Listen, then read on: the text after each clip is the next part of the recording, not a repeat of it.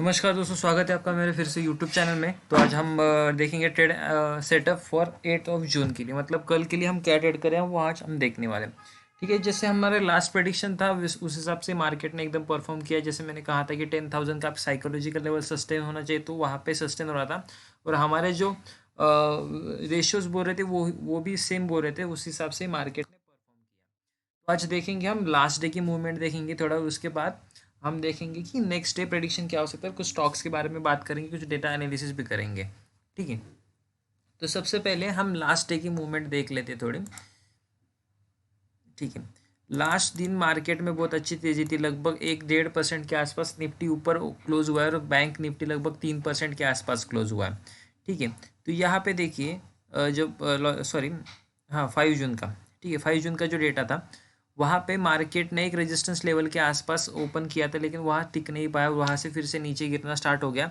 जैसे मैंने कहा था 10,037 हमारा क्रूशियल लेवल है, उस क्रूशियल लेवल से ही वापस निफ्टी बाउंस किया और फिर वहाँ उसने 10,150 जो मेरा लेवल था उस लेवल के ऊपर जाके टिक गया थोड़ी देर, और फिर से थोड़ा करेक्शन देके फाइनली उसने जो 3 बजे के बाद उस कैंडल के ऊपर क्लोज देने में सक्सेसफुल रहा है।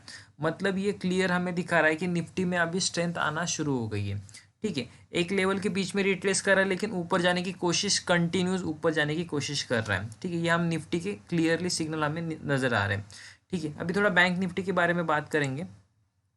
तो बैंक निफ्टी ने एक, आप देखेंगे यहाँ पे, तो लगभग एक rounding top sorry rounding bottom type एक फॉर्मेशन बना रहा है, मतलब उस बनाने की तैयारी में। तो इस फॉर्मेशन का ब्रेकआउट आएगा लगभग 21,500 के आसपास, हम एक देखेंगे और एक नई फ्रेश तेज़ी आ सकती है। ठीक है, तो यहाँ पे देखिए, यहाँ पे जैसे मैंने कहा कि जो 20,800 का जो क्रूशियल लेवल था, उस लेवल को रिटेस्ट करने के बाद बैंक निफ्टी फिर से नीचे आ गया था, और उस लेवल से कंटिन्यूस एक सस्टेन अप मूवमेंट यहाँ पे आपको देखने को मिल सकती है बैंक निफ्टी में। मतलब यहाँ पे देखिए, जब मैं आपको एक चीज़ बताना चाहूँगा, जब आपको सस्टेन अप मूवमेंट मिलती है ना, तब वहाँ पे आपका कॉन्फिडेंस बढ़ना चाहिए, क्योंकि वो जो तेज़ी होती है वो तेज़ी टिकाऊ होती है।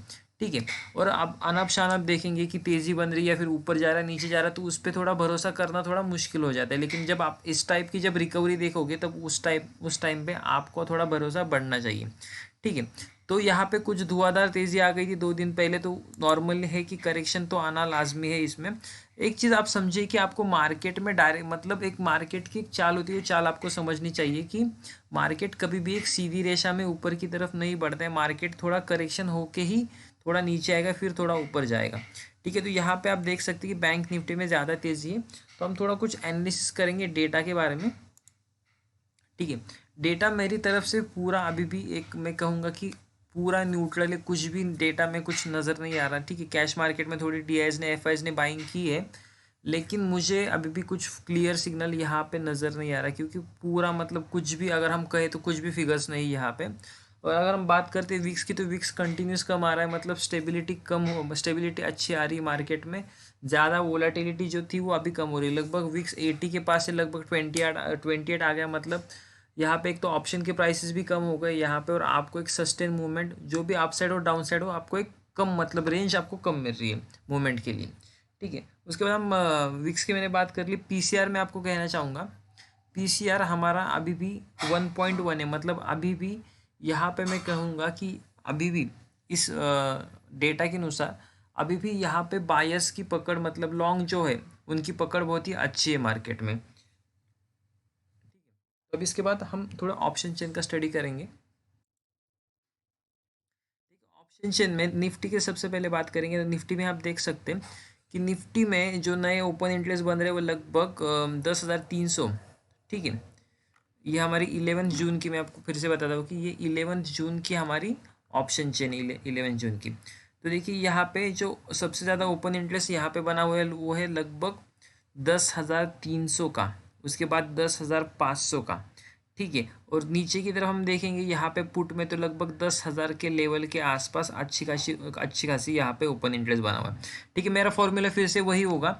देखिए, जो हमारा शॉर्ट टर्म रेंज में कहूँगा, शॉर्ट टर्म रेंज, वो शॉर्ट टर्म रेंज ये 2-3 दिनों के लिए होगी 10,000 से लेके 10,300 के आसपास। ठीक है, मार्केट अप ट्रेंड में भी है अभी भी, फिर भी 10,300 तोड़ना थोड़ा मुश्किल होगा। अगर 10,300 तोड़ता है ठीक है, हम मैं रीटेस्ट करने की बात नहीं कर रहा हूँ, मैं तोड़ने की बात कर रहा हूँ।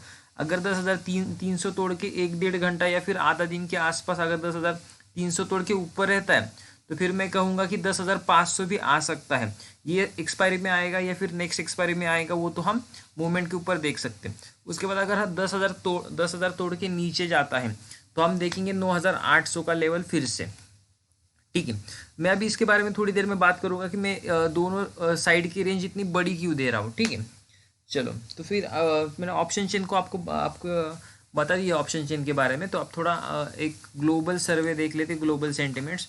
तो ग्लोबल देखो, बहुत सारे लोग अभी इंडिया में भी ऐसे बहुत सारे लोग होते हैं कि ग्लोबल देख के हमारा ट्रेड करते हैं, लेकिन मार्केट भी वैसा ही मूवमेंट कर रहा है अगर हम देखें तो, कि जैसे ऊपर की तरफ जा रहा है ग्लोबल मार्केट या यूरोपियन मार्केट, अमेरिकन मार्केट, उस हिसाब से हमारा मार्केट भी बहुत ज़्यादा ऊपर जा रहा है। लेकिन अगर हम कंपेयर करें वहाँ की सिचुएशन, यहाँ की सिचुएशन कोरोना की हो गई, उसके बाद अनएम्प्लॉयमेंट रेट देखेंगे, उसके बाद जीडीपी की ग्रोथ देखेंगे, तो हमारा देश काफ़ी पीछे है उन देशों से। तो यहाँ पे टोटली कंपेयर करना बराबर बात नहीं है। ठीक है, आप देख सकते हैं यहाँ पे कि डाउ लगभग 3% के आसपास ऊपर है, S&P 2% के आसपास ऊपर है, नैस्डैक 2% के आसपास ऊपर है। इनका S&P का विक्स जो है वो कम होते जा रहा है, लगभग 5% से गिरा है, मतलब ज़्यादा गिरावट यहाँ पे हुई। उसके बाद हम अगर हमारा निफ्टी भी देखेंगे तो निफ्टी लगभग 10,300 तोड़ के पहले ही ऊपर खड़ा है। ठीक है, तो अभी हम देखेंगे कि कल क्या होगा। कल अगर 10,300 के आसपास, समझ लो कि 10,300 के आसपास प्री सेटल में मार्केट रुक गया वहाँ पे, ठीक है, और सस्टेन हो गया, फिर 10,300 तोड़ के जो मार्केट ऊपर जाएगा, फिर वो वन साइडेड मूवमेंट होगी ऊपर की तरफ। ठीक है, अगर 10,300 के नीचे भी आता है तो फिर हम 10,000, ऐसा भी हो सकता है 10,300 के आसपास ओपन होके फिर से नीचे आना स्टार्ट हो जाए, तो फिर से वो 10,150 के आसपास आएगा।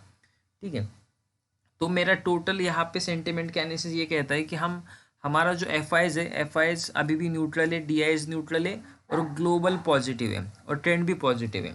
ठीक है, उसके बाद हम थोड़ा बात करेंगे। मैंने आपको थोड़ी देर पहले कहा कि मैं इतनी रेंज बड़ी क्यों दे रहा हूँ, तो रेंज बड़ी देने के पीछे एक बड़ा कारण मैं आपको दिखाना चाहूँगा।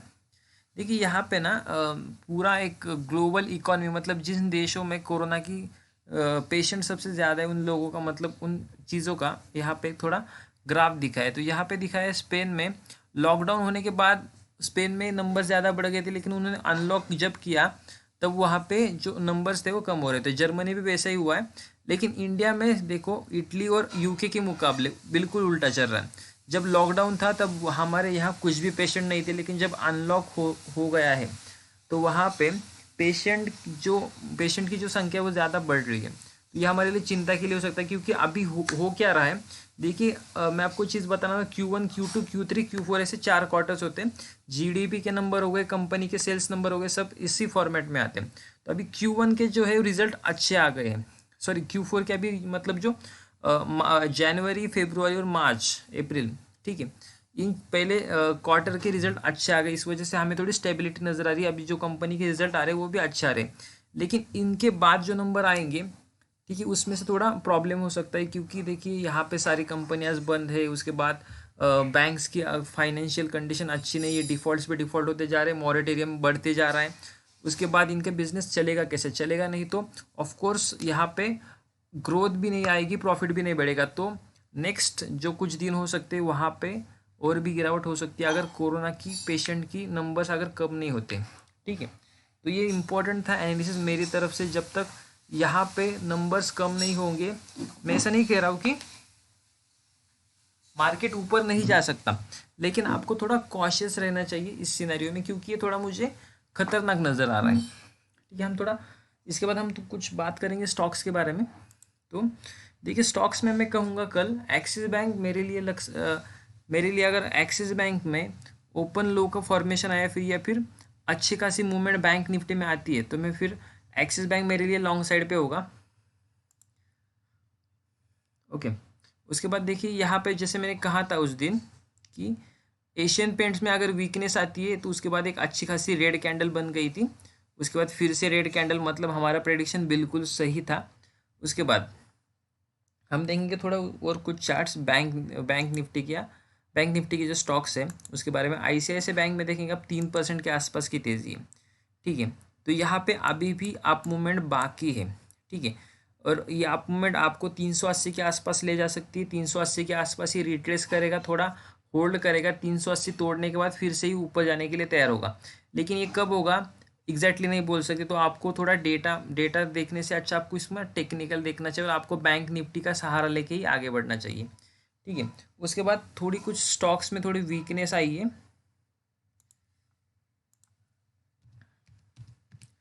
हम ऑल फेवरेट मेरा ट्रेडिंग के लिए टाइटन, टाइटन में देखेंगे, टाइटन में अभी भी ऊपर की तरफ अप मूवमेंट थोड़ी बाकी है।